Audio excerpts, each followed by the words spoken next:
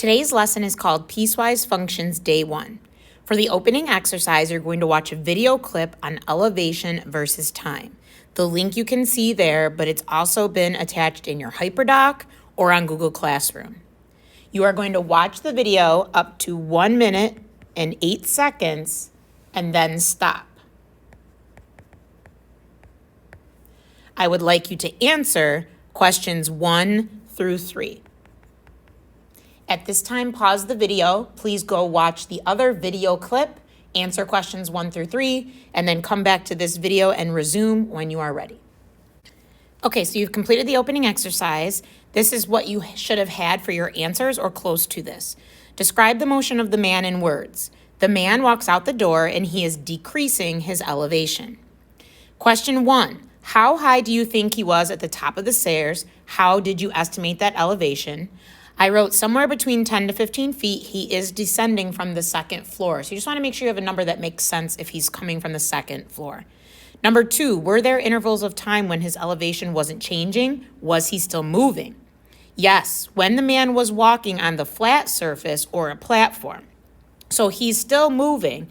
And yes, there were times when his elevation weren't changing. So yes to both of those. And it was when he was walking at the same elevation for a period of time on a flat surface.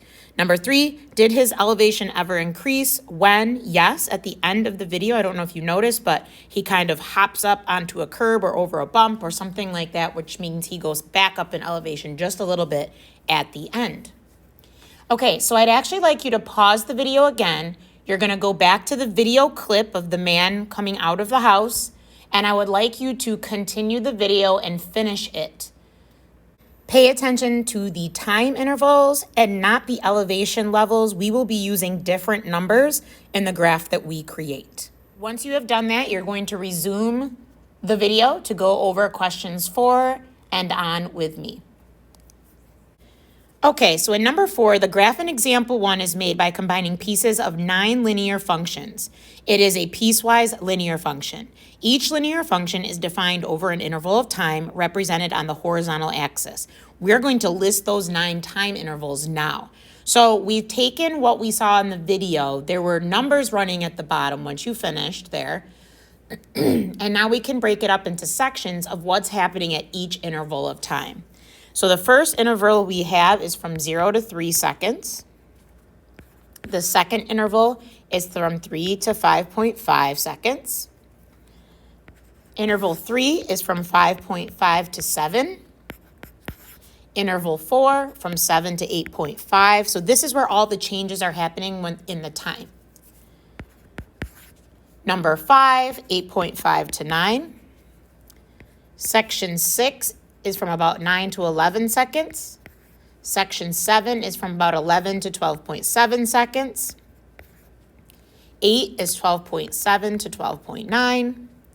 And 9 is 12.9 to 13.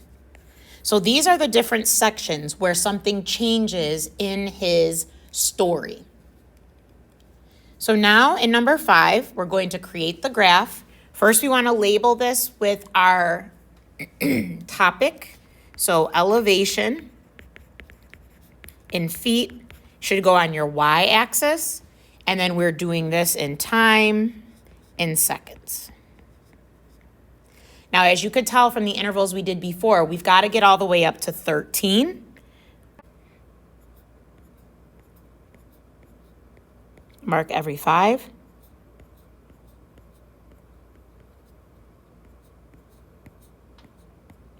So we can easily fit 15 seconds on there. Okay, so let's start sketching out this graph based on the intervals we have. We know he was at the top second floor for the first 3 seconds. So we're going to put a flat horizontal line here showing that his elevation did not change for those 3 seconds. Then from 3 to about 5.5 seconds, he went down his first flight of stairs. So make sure that at x equals 5.5, we're down here maybe around 8. Okay, so that's showing going down his flight of stairs. Once he goes down that first flight of stairs, remember there was another platform that he was on from about 5.5 to 7 seconds. So we're going to make sure at x equals 7, we're going to connect that to make a horizontal line showing that the elevation did not change. Then from 7 to 8.5, we went down another flight of stairs. So we're going to drop from, let's say, 8 down to 4, just like we did before, but just making sure we do that by 8.5. So there's your other flight of stairs. Then we were on a very little platform, but not as long as we were in the other sections of the graph. So from about 8.5 just up to 9, we have another horizontal piece showing that very short time that the elevation did not change. Then from 9 to 11, we're all the way down to the ground. So he's hit the ground and he's then walks from 11 to 12.7, which is about here. So he's flat, horizontal there. But then this is where we see the little jump up on the curb to be on the sidewalk. So from 12.7 to almost 13, you're going to see a very quick jump up. And then he continues to walk at the same elevation from there in that direction. So that graph represents the story that you watched in the video. Now let's answer questions about this. How should we label the vertical axis? What unit of measurement should we choose, feet or meters? So we already did this. It's elevation in feet. And again, that should be on the y-axis. Vertical axis means y. How should we label the horizontal axis? What unit of measurement should we choose?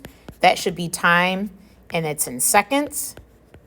And if it's on the horizontal axis, it's an x. This all comes down to dependent and independent variable, okay? So making sure you have that set up correctly. C, should we measure the man's elevation to his feet or to his head on the graph? So think about that for a second. Should we measure the man's elevation to his feet or to his head on the graph? The answer should be from the man's feet. Because remember, elevation is on ground. So we got to go from the ground to the down to see how far he is off the ground. And then D, the man starts at the top of the stairs. Where would that be located on the graph? So going back up to look at the graph, where is the spot where he's at the top of the stairs just about to go down? That would be right here at 312. He's walked flat and now he's at the top of the stairs about to go down those stairs. So at the point 312. And remember, the line would not be horizontal starting at that point. Okay? So let's look at an example. The amounts D in billions of dollars spent on prescription drugs in the United States from 1990 to 2002 can be approximated by the model below, where T represents the year, with T equals 0 corresponding to 1990. You can see it's a piecewise function because of the way it's written. D of T equals, and then there are two pieces. You are going to use 5T plus 30 from 0 less than or equal to T less than or equal to 7.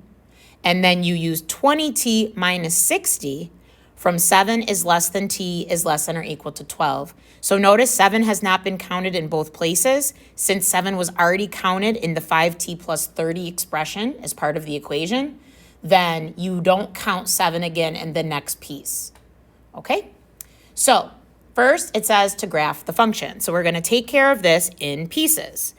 The first piece is D of T equals 5T plus 30.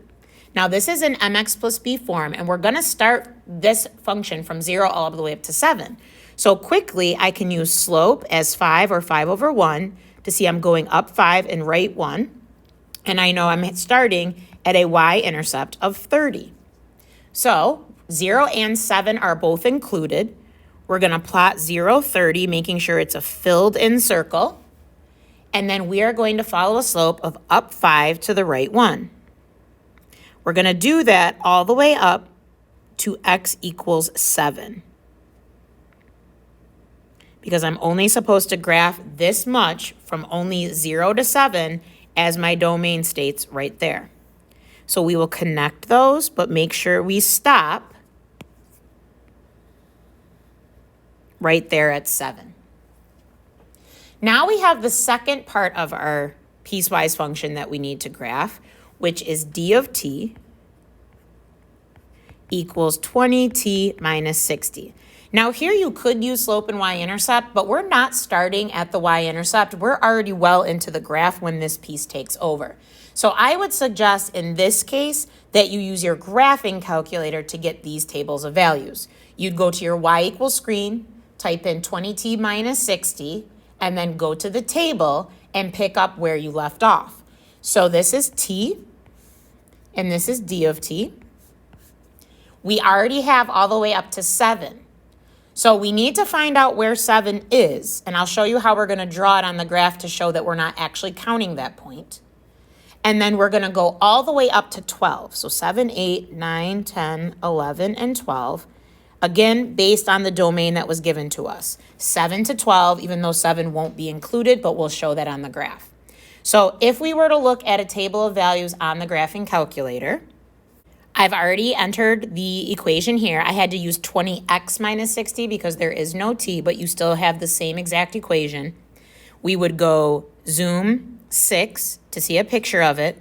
Then we're going to take a look at the table, second, graph, and we need to go all the way down to where we're starting, which is 7. So you can see my table starts there with 7, 80, 8, 100, 9, 120, and so on. So we'll put those values here. We've got 780, 8, 100. This is 120, 140, 160, and 180. So now when we plot 780, 780 is right here, but we need to put an open circle there to show that we're not counting it. And you can tell underneath it's already been counted because that circle was filled in at 765.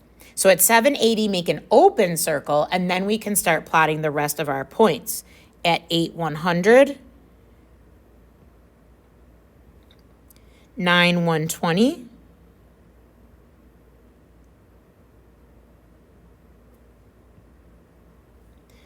10, 140, 11, 160, and 12, 180. Now, when we connect these, we're only going up to 12. So we want to connect this and do not extend. So we want to make a little note. No arrow. Because of the way the domain was given to us to go from 7 less than t less than or equal to 12. So now that we've graphed it in part A, B, how much was spent on prescription drugs in 1996? So remember, t equals 0 is 1990. So 1996 would be 6 years from that. So you're looking at t equals 6. So if I go down and find t equals 6, it's right here, and I see that it's an answer of 60 billion.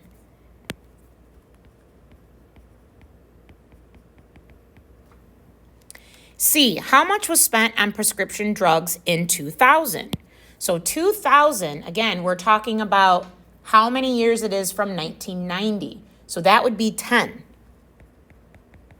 So we're looking for t equals 10, which we can tell right from actually the table that we wrote down, or we can tell from our graph at this point right here, which turns out to be 140 billion.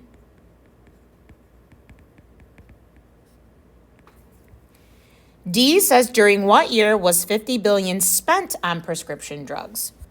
So during what year was 50 billion spent? This 50 billion is a Y value. So we need to find 50 on the graph on the Y side, which is right here. We can follow it over and then follow it down, and we see it's happening at t equals 4. So that means 4 years since 1990, which would mean the answer is 1994. So remember at the bottom here what a piecewise defined linear function is. It's given non-overlapping intervals on the real number line. A real piecewise linear function is a function from the union of the intervals on the real number line that is defined by possibly different linear functions on each interval. So think of these as linear pieces that you're putting together to make an overall graph of a situation. And that concludes your lesson on piecewise functions, day 1.